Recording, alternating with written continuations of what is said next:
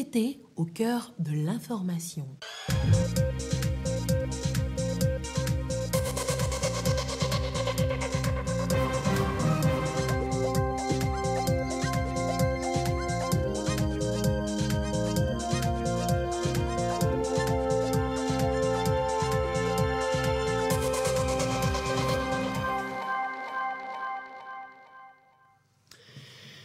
Merci de votre attention. Bonsoir à tous. Dans l'actualité dense ce soir, nous reviendrons encore largement sur la réunion de haut niveau hier à Lomé, l'engrais, la santé des sols en Afrique de l'Ouest, évoquée par la CEDEAO et la Banque mondiale.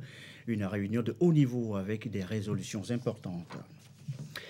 À suivre aussi ce soir le Conseil des ministres avec au menu 2 projets de décret, 3 communications, des travaux présidés par le chef de l'État Faure Gnassingbé, le compte rendu dans cette édition et dans un instant. Et puis en grande partie aussi la journée de l'arbre au Togo, top départ ce 1er juin de la grande campagne de reboisement de l'année, une course contre la perte du couvert végétal. L'image du jour, si on peut la voir, des plants mis en terre ici et là sur différents sites. Et voilà, madame, monsieur, le sommaire, bienvenue, voici le 20h. Et comme annoncé, retour d'abord sur la réunion de haut niveau sur les engrais, la santé des sols en Afrique de l'Ouest et au Sahel. Lomé, vous le savez, notre capitale a mobilisé hier du monde, la Banque mondiale, la CEDEAO sur le sujet, les grandes décisions issues de la rencontre avec Ulrich Chamega. Mot d'intrants et de santé des sols. C'est la vie quotidienne de millions d'Africains et surtout leur sécurité alimentaire qui est en jeu. Pas de sujet plus fondamental que celui de l'agriculture et de la santé des sols. La préoccupation tient à cœur le chef de l'État Faure Gnassingbé à l'heure où la sous-région ouest-africaine et le Sahel font face à une insécurité alimentaire grandissante. En 10 ans, le nombre de personnes en situation de sous-nutrition a pratiquement doublé, passant de 30 millions en 2010 à 57 millions en 2021. Alors que l'Afrique de l'Ouest et le Sahel connaissent au fil des ans une croissance démographique, il y a donc nécessité de mener des réflexions sur une politique agricole plus efficace. Une politique qui doit rendre l'Afrique plus résiliente, capable de nourrir ses enfants et de leur offrir un cadre de vie prospère. Cette Afrique passe par la reconquête de notre autosuffisance alimentaire. Celle-ci doit reposer sur une vision stratégique qui implique une vision sous-régionale intégrée. Car en la matière, il n'y a pas de succès possible sans une coopération sous-régionale planifiée et efficacement exécutée. Bientôt, le couloir urbain reliant Abidjan à Lagos comptera 50 millions de personnes, une croissance qui se poursuivra durant des décennies. Le constat est clair et le plan de marche à adopter ne l'est pas moins. Car si le sujet est brûlant, répondre à l'urgence par l'empressement, voire la précipitation, serait bien mal avisé. Sans encadrement, sans éducation et sans régulation, le simple fait de gonfler notre usage d'engrais risquerait de s'avérer tout à fait contre-productif. Sans vision, sans stratégie, les engrais passent bien vite d'une promesse de restauration des sols à la cause de leur détérioration. Des risques qui ne se limitent d'ailleurs pas seulement à des considérations agronomiques. Après tout, nous savons que trop bien qu'un accès accru aux intrants demande un recours judicieux au financement et un soutien ciblé de l'État pour minimiser la volatilité des prix des intrants à laquelle nos agriculteurs sont confrontés. Des terres bien nourries et fertiles grâce aux intrants pour voir augmenter la productivité agricole. Il faut non seulement du financement pour s'approvisionner davantage en engrais, mais désormais orienter les politiques vers la production locale de la filière. Ceci appelle à une conjugaison des efforts des dirigeants pour des actions qui portent. Face à ce besoin de trouver un juste équilibre, la planification et l'implication de l'État s'imposent. La stratégie doit aller au-delà des échéances électorales.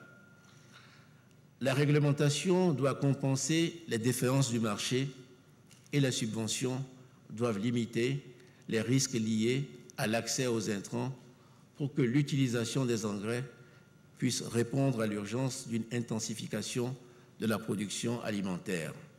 Il nous faut trouver un juste équilibre et une bonne stratégie, mais surtout, il nous faut être organisés, il nous faut être coordonnés.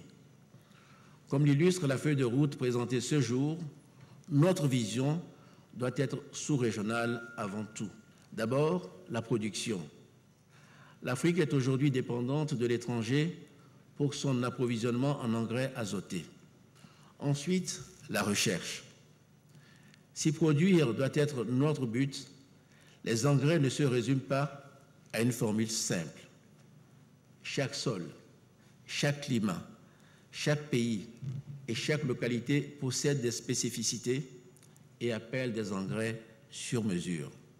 Enfin, l'approvisionnement et la commercialisation. Une fois produits, ces engrais adaptés devront être transportés et diffusés à travers la sous-région. La pleine utilisation des infrastructures existantes, et en particulier nos hubs logistiques, sera donc essentielle. Baisser les coûts de transaction sera le socle de cette troisième promesse. Une convergence des politiques régionales pour produire plus aujourd'hui et demain. Cela reste la vision du président de la République pour ensemble construire l'autonomie de la sous-région ouest-africaine. On vient de l'entendre, les pays de la CEDEAO mobilisés se battent donc pour rendre accessibles les intrants agricoles aux producteurs. À la table ronde de Lomé, ils ont décidé de miser sur le phosphate, d'investir dans la production locale. L'Office chérifien du phosphate, déjà présent dans le domaine, a réitéré aux États son engagement. La Banque mondiale a fait des promesses. Les partenaires dans ce reportage de Dodo Aré. Pour préserver les sols, maintenir leur fertilité et accroître les rendements, les engrais organiques sont recommandés aux États à la table ronde de Lomé. Des intrants fabriqués avec les composants naturels que l'OCP Afrique met à la disposition du continent depuis plus de 15 ans. Avec la demande de plus en plus forte, le groupe a doublé la production destinée à l'Afrique. À la rencontre de Lomé, l'OCP Afrique annonce sa vision d'investir plus dans la production des engrais organiques pour satisfaire la demande des producteurs de l'Afrique de l'Ouest et du Sahel. Nous avons au départ réservé 2 millions de tonnes d'engrais dédiés à l'Afrique. Aujourd'hui, après la crise, au moment de la crise ukrainienne, nous avons annoncé que nous allions dédier, et on l'a fait largement, plus de 4 millions de tonnes au marché africain. D'accord ? Ces engrais sont plus productifs que les engrais standards. 2, ils sont moins chers, très important, ils sont parfois moitié moins chers, puisque nous ne forçons pas le fermier à utiliser plus de nutriments que son sol en a besoin. Deuxièmement, on évite quasi totalement la pollution qui vient d'une surapplication d'engrais qui, lorsqu'ils ne sont pas pleinement absorbés par les sols, vont polluer les nappes phréatiques et parfois même s'évaporer. Et la dernière, c'est cette capacité de captation phénoménale, on parle de milliards de tonnes de carbone, par les sols lorsqu'ils sont en bonne santé. À côté de l'OCP, la Banque mondiale est également prête à soutenir la feuille de route de Lomé sur les engrais et les politiques agricoles des États. Des mesures à court et à long terme sont annoncées. À court terme, la Banque mondiale s'engage à travailler aux côtés des pays de la région pour faciliter l'acquisition des engrais tout en soutenant la mise en place des mécanismes de subvention ciblés, efficaces et transparentes en partenariat avec le secteur privé. À moyen terme, nous allons augmenter nos investissements dans le secteur agricole qui est aujourd'hui de plus de 4 milliards de dollars américains pour les pays de l'Afrique de l'Ouest à 5,5 milliards de dollars d'ici le mois de juin 2024. Ces projets vont financer des activités prioritaires de la feuille de route sur les engrais et la santé des sols. Entre autres, la Banque mondiale soutiendra le développement des cartes de fertilité des sols, le renforcement des centres de recherche, des services de conseil aux agriculteurs et l'opérationnalisation des normes et contrôles de qualité. À travers des appuis budgétaires, nous allons soutenir les réformes spécifiques à la filière des engrais dans le but de promouvoir un environnement favorable aux investissements privés destinés à améliorer la production locale des engrais, surtout dans les pays qui disposent de matières premières. Des politiques agricoles solides, des partenaires engagés, des producteurs prêts à une production de masse, toutes les conditions sont presque réunies pour répondre aux besoins alimentaires et nutritionnels des populations de la sous-région. Et en marge hier des travaux de clôture de la table ronde sur les engrais, la santé des sols, deux conventions ont été signées entre le Togo et l'OCP Afrique. Le premier protocole d'entente va faciliter l'accès des services de mécanisation dans l'agriculture, le lancement d'un centre pilote à Kwalimé dans le plateau ouest. Le second protocole d'entente va permettre au ministère des Mines de bénéficier d'un soutien technique pour mener à bien les études de faisabilité nécessaires à l'établissement d'une usine d'engrais phosphatique. Au Togo, voilà les séances de signature de ces deux protocoles. L'actualité du jour, c'est aussi, je vous l'annonçais dans les titres, le Conseil des ministres. 2 projets de décret, 3 communications meubler les travaux dirigés par le chef de l'État, Faure Gnassingbé. Le compte rendu avec le ministre de la Communication et des médias, porte-parole du gouvernement, professeur Akoda Ayewada. Communiqué du Conseil des ministres du 1er juin 2023.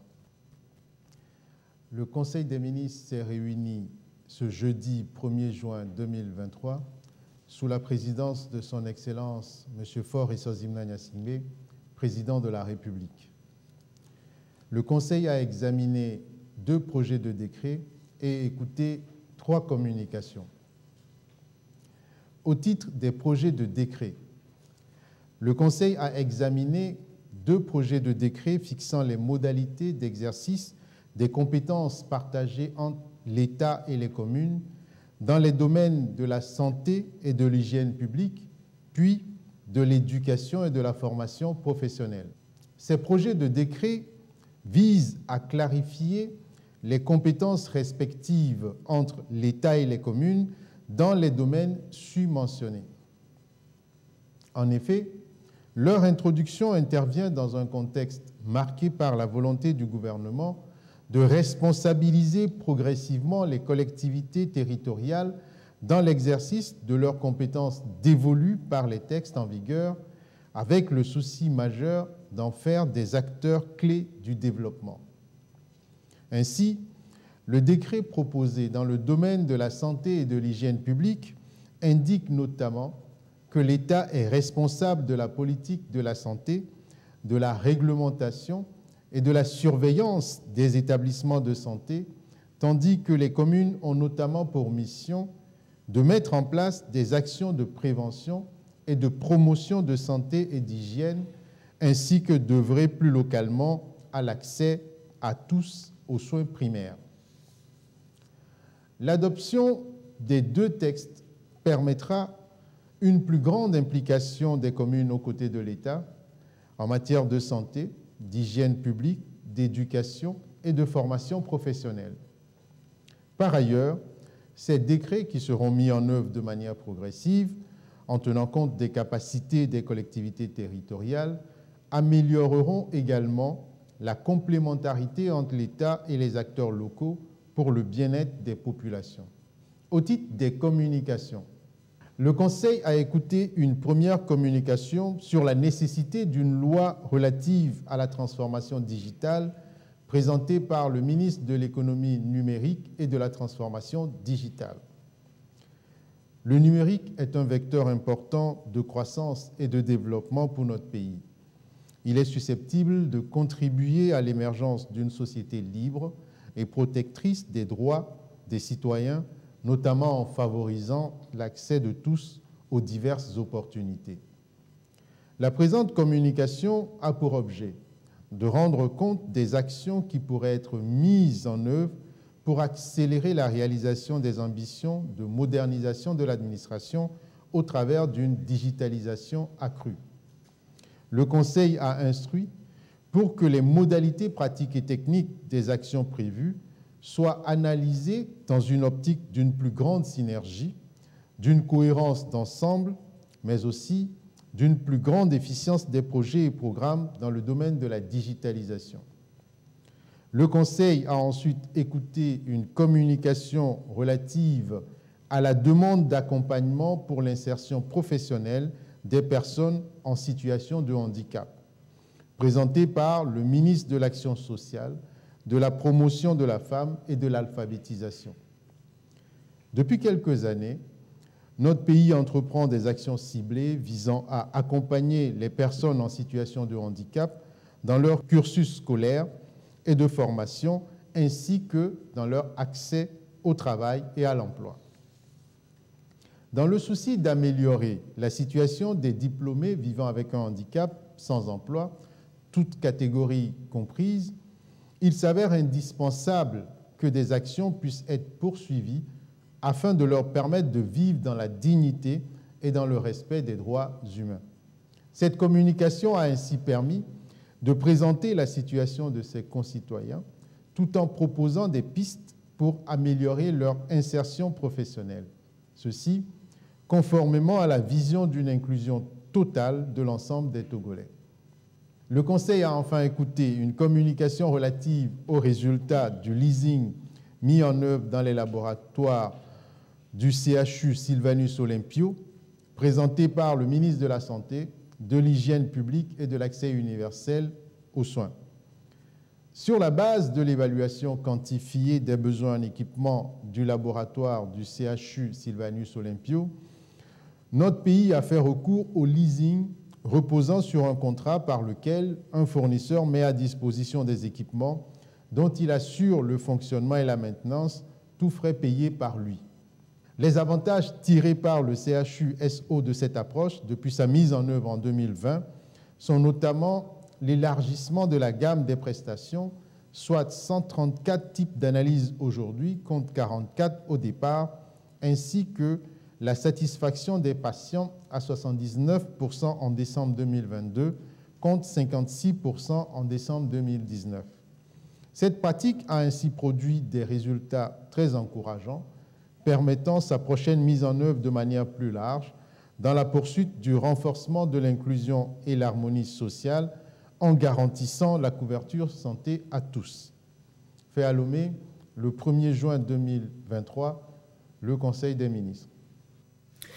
Et voilà, le compte-rendu en faisait cas tout à l'heure. Et justement, cette question évoquée en conférence de presse d'après-conseil des ministres. Santé, hygiène publique, comment ça se gère entre l'État et les communes? Quelles en sont les modalités? Question, réponse du ministre porte-parole du gouvernement. Extrait. Le décret vient préciser les parts de compétences respectives. Il s'agit de compétences partagées, ici, entre l'État et les communes. En matière de santé et d'hygiène publique notamment, on peut, pour aller très vite, indiquer que l'État va avoir à sa charge la définition et la rédaction de la politique de santé. La politique de santé, la réglementation en matière de santé, la surveillance, par exemple, des établissements sanitaires revient à l'État. En revanche, les communes vont avoir sous leur responsabilité une politique de prévention, la promotion des soins et toutes les mesures visant à faciliter l'accès de tous aux soins. Donc on voit bien que l'État central va poser le noyau et les communes vont appuyer ce noyau-là dans la réalisation de l'accès pour tous aux soins. Et voilà, donc l'intégralité de la conférence de presse à suivre tout à l'heure en fin d'édition, une édition quelque peu dense ce soir. La suite de l'actualité, le 1er juin, évoqué ce soir, mais le 1er juin en Chine, c'est la journée de l'enfant chinois, événement marqué cette année ici à Lomé par l'ambassade de Chine au Togo par un don de vivres et de non-vivres. Don de vivre et de non-vivre, donc de l'ambassade de Chine au Togo en soutien à l'orphelinat Space, une opération couplée d'une mission médicale. Les précisions avec Clarisse Aticlé. La Chine célèbre la Journée internationale de l'enfant chinois. À travers cet événement, La représentation chinoise au Togo témoigne sa solidarité aux enfants du Centre Soutien pour l'enfance en souffrance, SPES. L'ambassade de Chine a donc dépêché une mission médicale pour offrir des consultations gratuites à une centaine d'enfants. Aujourd'hui, on est 18 personnes dans notre équipe. Alors, on a préparé 6 services médicaux. On a la médecine interne, chirurgie, stomatologie, ophtalmologie, état nutritionnel et les mensurations basiques. Lors de la consultation, on a vu qu'il y a 2 enfants qui se présentent les symptômes de fièvre. On a déjà contacté avec les profs. On va prendre les situations en détail après. C'est la 25e mission médicale chinoise que le Togo accueille depuis 1974. Les enfants du centre SPES ont également bénéficié de fournitures scolaires, des vivres et non-vivres de la part de l'ambassade de Chine au Togo. Un geste de générosité salué par les responsables du centre. Et vraiment, nous sommes très honorés que notre orphelinat soit identifié par le ministère et que nous abritions cette activité-là. Ils vont continuer et je pense que s'ils sont bien accueillis ici, ils seront encouragés à aller dans les autres orphelinats du Togo. Cette marque de solidarité est la continuité des actions engagées par l'ambassade de Chine au Togo et qui témoignent de l'excellence des relations d'amitié et de coopération entre les 2 pays. L'épouse de notre président Xi Jinping et une organisation des premières dames des pays africains pour le développement sont parvenus à un consensus de lancer conjointement une initiative d'apporter des soins médicaux spéciaux pour les enfants en difficulté aux pays africains. C'est dans ce cadre-là que nous avons organisé cette manifestation. Et en même temps, l'ambassade voudrait aussi apporter un soutien aux orphelinats, aux enfants en difficulté. L'amitié entre nos 2 pays date depuis longtemps, ça se transmet de génération en génération. Nous sommes toujours là, nous sommes toujours disposés à renforcer cette coopération. La Journée internationale de l'enfant chinois est commémorée le 1er juin de chaque année. L'accompagnement de l'ambassade de Chine aux enfants vulnérables du Togo a été lancé pendant la pandémie de Covid-19. Et depuis lors, la tradition est maintenue pour les aider à mieux faire face à leurs difficultés. À signaler aussi que l'ENA, l'École nationale d'administration du Togo, s'apprête à déployer ses élèves au cycle 2 et 3 en stage et stage dans les collectivités locales, d'où la rencontre mardi avec maires et secrétaires généraux des communes. Les précisions avec Abidé Nassimir. Elle s'est dotée pour nouvelle mission depuis 2019 de former et fournir à l'administration des communes des compétences utiles et nécessaires pour une gestion plus efficiente des biens publics. Des agents rompus et aguerris formés en 3 ans maximum pour renforcer les mairies. Et dans le processus académique et pédagogique élaboré par l'ENA figure un pilier important, le stage. Une formation pratique pour permettre aux apprenants en fin de cycle de faire leur premier pas dans le monde du travail. C'est pour préparer le déploiement de ces derniers que l'École nationale d'administration a rencontré ce jour les responsables locaux. Il y aura 5 étapes essentielles. La première, c'est sensibiliser les maires et les secrétaires généraux sur la méthodologie du stage. Il y aura une deuxième phase qui va consister à aller installer les stagiaires dans ces communes. Il y aura une troisième phase d'évaluation de ces stages-là, au cours de laquelle nous allons voir avec les maires ce qui a été, ce qui n'a pas été, et prendre en même temps leurs préoccupations en termes de compétences insuffisamment développées chez les étudiants pour que nous puissions améliorer dans les offres de formation. Ensuite, il y aura une sorte de bilan du stage à la 4e phase pour faire en sorte que le stage puisse faire l'objet d'une évaluation complète avec l'ensemble des acteurs, et ceci dans une logique d'approche par compétences que nous développons au niveau de l'École nationale d'administration. Les communes rassurent, l'organisation répondra aux attentes des élèves stagiaires. Désormais, nous n'allons plus recevoir des stagiaires sans un guide. Et cela est très important. Nous devons savoir quels sont les outils qu'il faut mettre à la disposition des élèves pour être en adéquation avec leur formation. Et puis, nous allons, à partir donc de cette concertation, faire en sorte que les élèves se mettent en situation de travail dans les quartiers territoriaux. Et donc, lorsqu'ils seront affectés très prochainement dans une commune, ce sera simplement une continuité. Ils ne vont plus balbutier. L'École nationale d'administration a fait peau neuve et s'est dotée des moyens pour renforcer la décentralisation. Ils seront 54 élèves stagiaires à être déployés dans l'ensemble des 117 communes du pays. Il est 20h25, un mot de l'actualité à l'étranger. Au Sénégal, la tension monte. Ousmane Sonko, condamné à 2 ans de prison ferme. L'opposant sénégalais a été reconnu coupable de corruption de la jeunesse ce jeudi. Il a en revanche été acquitté des faits de viol dont il est accusé. La justice sénégalaise condamne l'opposant politique Ousmane Sonko à 2 ans de prison ferme pour corruption de la jeunesse. La chambre criminelle de Dakar, la capitale, a statué jeudi 1er juin. Le procès de l'affaire Ousmane Sonko Adji Sarr, une employée d'un salon de massage, s'était tenu le 23 mai en l'absence de M. Sonko. Ce dernier a depuis le début de cette procédure, commencée en février 2021, toujours dénoncé un complot afin de l'écarter de la course à la présidentielle. La qualification corruption de la jeunesse consiste à débaucher ou à favoriser la débauche d'un jeune de moins de 21 ans. Selon la loi sénégalaise, il s'agit d'un délit et non pas d'un crime, comme le viol. L'accusé aurait été déchu de ses droits électoraux s'il avait été condamné par contumace pour viol.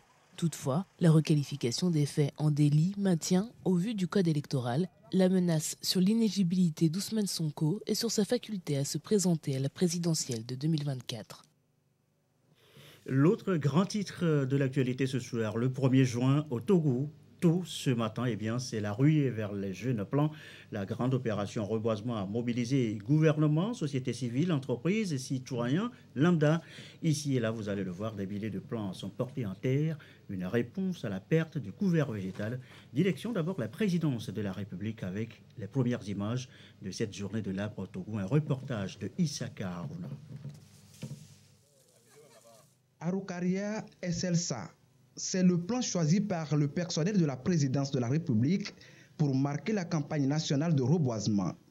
Et c'est la ministre secrétaire générale de la présidence de la République, Sandra Ablamba Johnson, qui a donné le ton à l'opération sur l'esplanade de la présidence de la République. Ministre conseiller, responsable et chef service, collaborateurs, chacun s'est prêté à l'exercice. Un acte symbolique auquel invite le personnel de la présidence de la République chaque Togolaise et Togolais tout au long de l'année en vue de la concrétisation de l'ambition du gouvernement de planter 1 milliard d'arbres d'ici à 2030. Avec l'avènement du président de la République, son Excellence M. Faure Eswazina Gnassingbé, et la feuille de route gouvernementale, le gouvernement sous la houlette du président de la République a souhaité que la population puisse planter 100 millions d'arbres tous les ans pour arriver à l'horizon 2030 à 1 milliard d'arbres. Nous invitons toute la population à faire de même pour que nous puissions arriver à un couvert végétal plus important et à lutter contre la désertification et puis assurer la protection de l'environnement. À travers le plan décennal environnemental, le Togo veut parvenir à un couvert végétal de 25% d'ici à 2025 et de 26% à l'horizon 2030.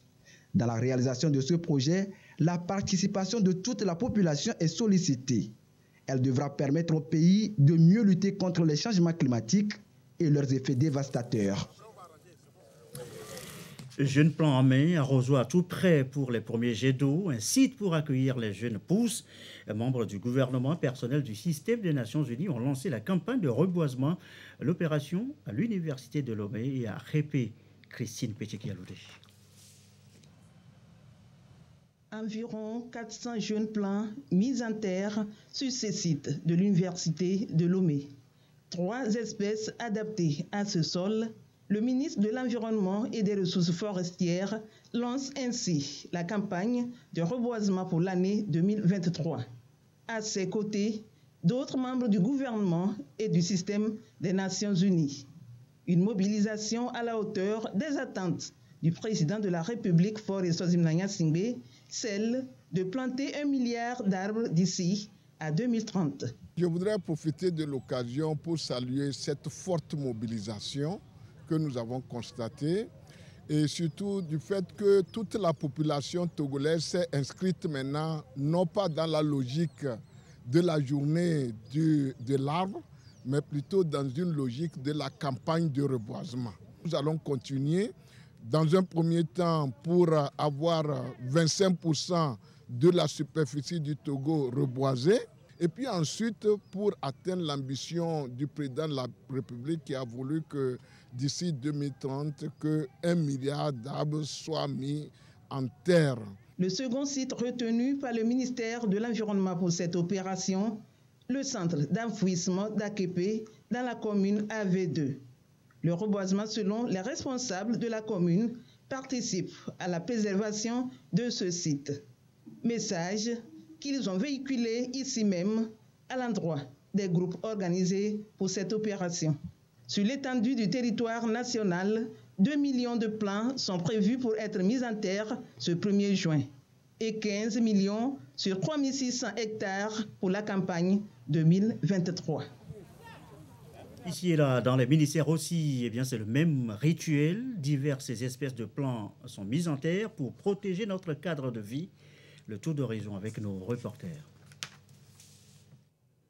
La pluie matinale de ce 1er juin n'a pas empêché le ministère de la Promotion de l'Investissement de sacrifier à la tradition de la campagne de reboisement. Ensemble avec la mairie Golfe 3, Lomé Business School et l'association Jeunesse engagée pour le développement, ils ont mis en terre des milliers de plants sur l'avenue Tandjouari. Le ministère de la Promotion de l'Investissement s'inscrit totalement dans le projet de 1 milliard d'arbres à l'horizon 2030. Aujourd'hui, la protection de l'environnement est au chevet de tous les projets d'investissement. On ne peut pas faire un bon investissement sans protéger l'environnement. Le ministère de la Promotion de l'Investissement veut ainsi lutter contre les changements climatiques, limiter les effets de la désertification et attirer encore plus d'investissements pour le développement du Togo. Au ministère de l'Économie et des Finances, la campagne de reboisement s'est déroulée sur 2 sites. À Zanguera, ce sont les abords de la nationale numéro 3 qui sont reboisés. Le personnel s'est ensuite retrouvé dans le jardin du dit ministère où il a observé le même acte. L'objectif, c'est de lutter contre les conséquences des changements climatiques. Je crois que c'est très très important que nous puissions pouvoir faire ce qu'il faut pour pouvoir atteindre cet objectif des hautes autorités de l'État. Tous les secteurs de notre pays, notamment l'agriculture, l'industrie, le commerce, en tout cas, ont besoin d'avoir un environnement sain pour pouvoir faire prospérer leur activité. Et c'est pour ça que c'est devenu un devoir pour chaque citoyen de marquer cette journée par la mise en terre d'un plan. En 2021, Sani Yaya, ministre de l'Économie et des Finances, mettait en terre ces jeunes plans. L'acte est ici renouvelé ce jour avec son personnel. Une invite pour plus d'engagement afin d'atteindre l'objectif de la campagne annuelle 2023, 15 millions de plants reboisés. Des arbres fruitiers sont peu nombreux au sein de la télévision togolaise. Ce 1er juin, le personnel du ministère de la Communication et des Médias a mis en terre plusieurs variétés dans les jardins de la chaîne mère. Cocotiers, manguiers, anacardiers, orangers et bien d'autres encore. D'ici à quelques années, l'on pourra savourer des fruits et profiter de l'ombrage. Cet acte vise aussi la protection de l'environnement et un engagement ferme à œuvrer de concert aux côtés du gouvernement pour la restauration du couvert végétal togolais. Le ministère en charge de la communication en appelle à une action citoyenne pour la protection de l'environnement. Les conséquences du réchauffement climatique sont plus que jamais visibles partout. Aujourd'hui, l'agriculture subit de plein fouet les effets. Le reboisement reste une alternative efficace pour résorber les conséquences. Le ministère de l'Agriculture plante ces différentes espèces d'arbres et entend jouer ainsi sa partition en cette journée dédiée à la campagne nationale de reboisement. Nous vivons aujourd'hui les sécheresses de longue durée tantôt alternées par des inondations, et qui ne veut pas vivre ces inondations, ces sécheresses, doit planter un arbre. Les conséquences des sécheresses, des inondations, c'est quoi? Ça agit sur la sécurité alimentaire. Planter, mais aussi entretenir ces arbres, tel est le message transmis à toutes les structures du ministère de l'Agriculture. Tout au long de l'année 2023, cette action va être renouvelée. Le site de l'unité de soins périphériques de Nivé-Megblé est reboisé. L'opération vise à restaurer le couvert végétal pour le bien-être des populations. Ce centre nécessite un environnement vert. Le malade, ce n'est pas seulement le médicament qui le guérit, il y a aussi l'environnement qui participe à sa guérison. Donc c'est pour ça que le ministère de la Santé a opté pour venir ce 1er juin organiser le lancement du reboisement dans ce USP. L'importance de l'arbre dans la vie de l'homme justifie le choix de ce centre de santé. L'arbre est vraiment très important pour la santé, en ce sens que l'arbre permet le renouvellement de l'air, diminue la chaleur, c'est-à-dire la température ambiante, et qui fait qu'il fait bon vivre sous l'arbre et participe au cycle de l'eau. Le préfet d'Aguenivé, présent à ce rendez-vous, invite les populations à prendre soin de ces plants. Le 1er juin toujours, et depuis 5 ans déjà, elles font front commun pour la même cause. Les grandes entreprises voisines du boulevard Eyadema regroupées au sein du Fonds Vert ont encore répondu présentes cette année. Le site choisit la direction de la SGI. Sur place, une vingtaine de palmiers voyaux ont été plantés. Reportage Ekoussala. Plus d'une vingtaine de palmiers royaux mis en terre à l'entrée et à l'intérieur de la société de gestion et d'intermédiation du Togo. L'opération est menée par les 6 entreprises installées le long du boulevard Nyasingbe-Eyadema, engagées dans le Fonds Vert depuis 2019. La Caisse nationale de sécurité sociale, la Société de gestion et d'intermédiation du Togo, l'Office togolais des recettes, la LONATO, GT Assurance et la Direction générale de la documentation nationale. Par cette opération de reboisement, elles entendent contribuer à l'atteinte de l'objectif du gouvernement de lutter contre les effets du changement climatique. Nous avons pris l'initiative via ce fonds de financer les achats de plants à mettre sous terre à chaque 1er juin de l'année. Et à chaque fois, on choisit des sites différents. Et pour cette édition, on a choisi le site de la SGI Togo pour la mise sous terre. Outre les palmiers royaux, bien d'autres plants seront mis en terre dans les différentes régions du Togo. Baobab, Sénat, arbres fruitiers, 15 000 plants au total sont mobilisés pour l'occasion. La Caisse nationale de sécurité sociale salue la mobilisation des autres entreprises dans la réussite de cette opération. Il y a eu plus de 15 000 plants qui ont été mis à la disposition des sociétés avec lesquelles la CNSS s'est lancée dans cet engagement.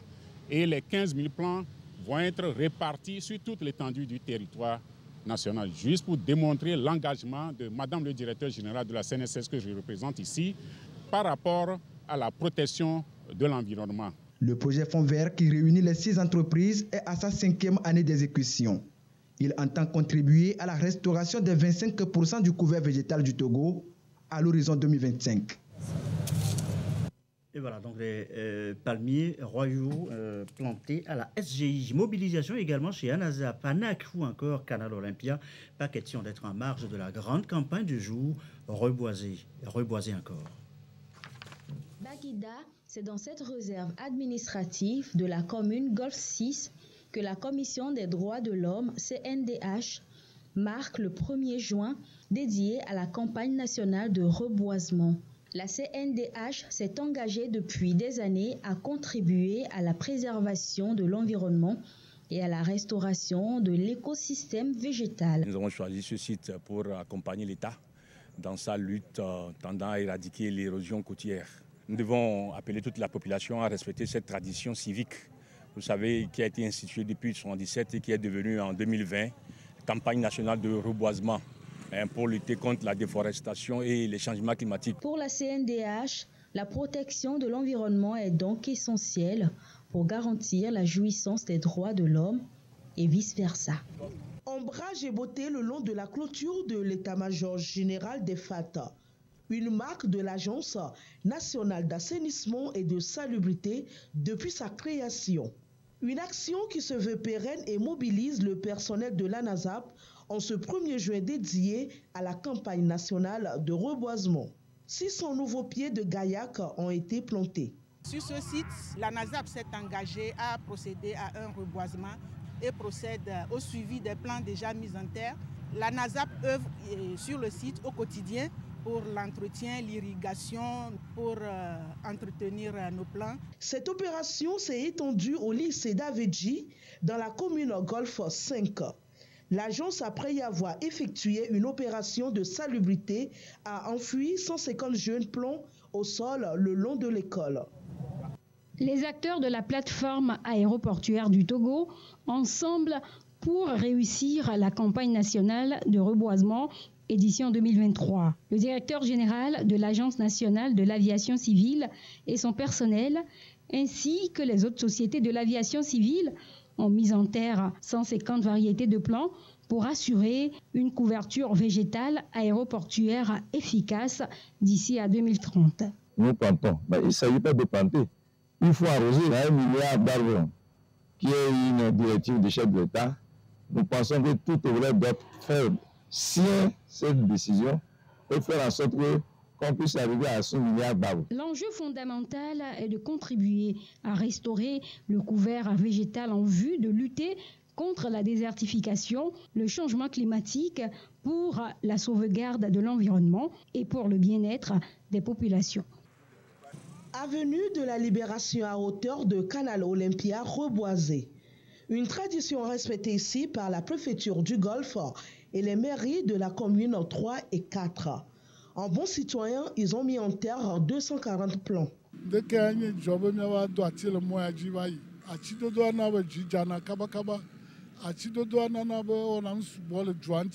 Tout un dispositif est prévu pour suivre l'évolution des essences. Nous passerons chaque semaine pour suivre l'évolution des plants.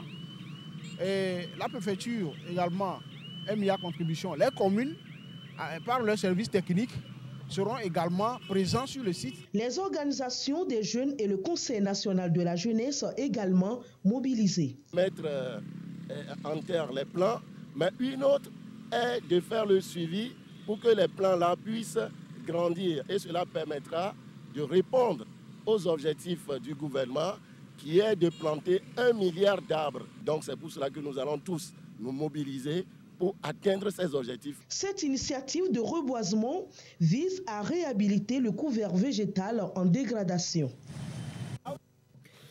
Écho de la journée de l'arbre à la primature, Madame le Premier ministre Victoire Toméga Dogbe effectue une tournée dans le cadre de la campagne nationale de reboisement, tournée dans les cantons de Kévé et de la commune des Lacs 1. Objectif, amener les populations en cette journée de l'arbre à participer massivement à la mise en terre des plants et à les entretenir. Yasmine Kodia pour les précisions, le compte rendu. 47e édition de la Journée de l'arbre qui coïncide avec la 4e édition de l'objectif décennal des 1 milliard de plants à l'horizon 2030. Madame le Premier ministre Victoire Toméga Dogbe donne le ton de la campagne à Kévé, quartier Gadjemé. Plus de 11 080 plants mis en terre. Une manière pour la population mobilisée autour de Madame le Premier ministre de respecter la tradition. Le Premier ministre vient de mettre sous terre un arbre. Nous venons de mettre en terre un arbre. Le symbole est très fort. C'est que nous devons continuer cette politique de façon à ce que le Togo devienne de plus en plus vert que possible. Le même geste a été observé dans la commune des Lacs, synonyme d'adhésion des collectivités locales à l'ambition du chef de l'État de reverdir le pays. C'est une forêt urbaine qui est complètement intégrée dans l'histoire de la ville. Et c'est pour cela que vous trouverez ici des plantes qui ont été mises en terre par nos amis, les traditionalistes, mais aussi en même temps des plantes qui ont été mises en terre par les curés. Donc c'est une forêt qui a plusieurs dimensions, une dimension culturelle, une dimension cultuelle, mais également vous trouverez ici des arbres médicinaux. Plusieurs espèces comme le Kaya sénégalensis, Arborea terminalia, Tectona grandis, capoquier et autres ont été le choix des groupements et collectivités. Le chef du gouvernement a exhorté la population à jouer sa partition dans la lutte engagée par le pays pour lutter contre le dérèglement climatique suivant les objectifs des ODD. Et planter un arbre pour ne pas vivre est inutile. Maxime porté également en ce 1er juin par la société civile, Compassion entre autres, l'opération Les sites choisis dans le reportage à suivre. Une prière en signe du respect et de la reconnaissance envers la nature. Cette action, qui s'est déroulée au centre agropastoral de Kpélé en ce 1er juin, illustre l'engagement de l'ONG Compassion Internationale aux côtés du gouvernement togolais dans la reconstitution de la couverture végétale du pays. Le changement climatique peut empêcher que nous atteignions nos objectifs de développement des enfants que nous accompagnons. Le deuxième cadre, c'est notre participation à l'atteinte de l'objectif de 1 milliard d'arbres d'ici 2030. Dans le cadre du 15e anniversaire de l'ONG, il est prévu de planter 15 000 arbres d'ici la fin du mois de juin à travers tout le territoire national. L'agriculture, sans la protection de l'environnement, c'est voué à l'échec. Déjà, nous mettons en place tout ce qui va servir à l'éducation de ces enfants. Compassion Internationale est une ONG qui défend les droits des enfants et leur développement holistique. 300 plants de teck blanc mis en terre sur une superficie d'1,5 hectare dans le village de Klobateme, dans le Golfe 1. Le comité international ambassadrice de l'environnement avec la 3e phase du projet WACA, une jeune fille togolaise, un arbre, lance l'appel à la gente féminine. L'idée derrière, c'est d'arriver à ce que toutes les jeunes filles aussi aujourd'hui puissent contribuer à la lutte contre les changements climatiques en plantant des arbres. J'aimerais aussi nous exhorter à pouvoir prendre soin des sachets que nous laissons à côté, parce que c'est très important. Ça aussi, ça compte pour la protection de l'environnement. Le comité a également sacrifié à la campagne nationale de reboisement dans le Golfe 5. Le comité international ambassadrice de l'environnement est créé depuis 2019. Il se base sur la gente féminine pour lutter efficacement contre le changement climatique afin de garantir un avenir meilleur et durable. Un sportif, un arbre, c'est le slogan du Comité national olympique du Togo, CNO Togo, pour être en phase avec l'ambition du gouvernement de planter 1 milliard de plants à l'horizon 2030. Le staff du CNO Togo était déjà en rang de bataille, appuyé par la brigade de veille environnementale BVE et une visite de Marc, l'ambassadeur de France au Togo.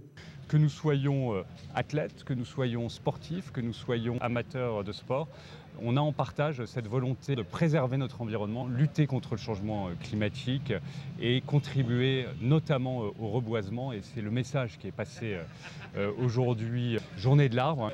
L'ambition du Togo vert, c'est une affaire de tous. Et pour le président du CNO Togo, c'est un devoir accompli. Pour pouvoir faire du sport, nous devons être dans un environnement sain, équilibré, pour pouvoir faire de belles performances. Nous sommes déjà en plein dans Paris 2024, puisque Paris, c'est dans un peu plus de 365 jours. Donc les préparatifs vont bon train. Et vous savez que l'aspect environnemental, c'est une problématique mondiale et donc qui est au centre des débats même de l'organisation des Jeux de Paris, puisque ces Jeux doivent être équilibrés, tenus compte de notre écosystème. Concilier le sport et l'environnement, c'est l'objectif recherché par le CNO Togo en mettant en place cette commission sport et environnement pour relever les défis environnementaux. Pour cette campagne, des essences bien adaptées à la ville sont choisies. Les palmiers bouteilles et les palmiers royaux et autres arbres fruitiers.